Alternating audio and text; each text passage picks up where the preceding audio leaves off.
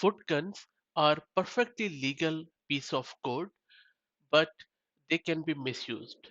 On your screen, you can see a GitHub repository which lists down banned C function from GitHub because they can be misused.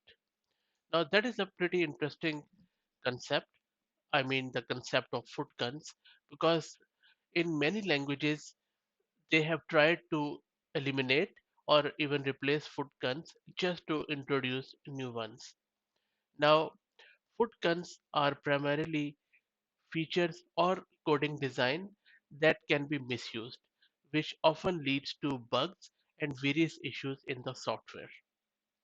Footgun has evolved from English expression shooting oneself in the foot or self-inflicting the harm. And there could be many examples of these self-inflicting pieces of code, such as um, not closing the connections, and which is one example, a huge problem in PL SQL in Oracle. And then we have long argument list, multiple sources of truth, race conditions, especially in the Node.js, and then not doing the garbage collection in the code properly, especially at the file system level.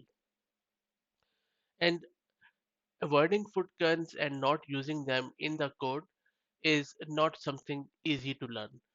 There is no one list where you can go in and check, okay, these are a few of the footguns which you need to avoid.